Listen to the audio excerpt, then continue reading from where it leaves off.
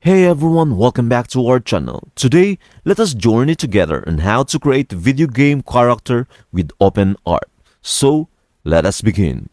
To start, open your web browser and visit openart.ai. If you already have an account, simply log in to access your personalized dashboard. Now, click on Create from Scratch. On the left side of the screen, you will find a prompt field where your video game character ideas come to life.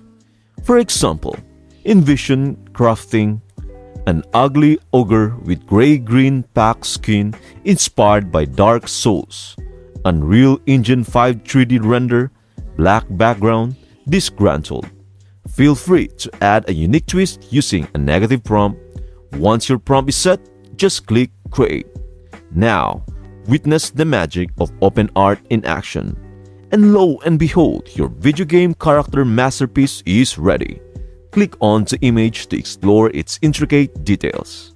It's that easy. Your imagination transforms into a video game character with just a prompt. Dive into a world of limitless creativity and craft stunning characters for your games with OpenArt. I hope this video helps you out. Thank you for watching and see you in the next video.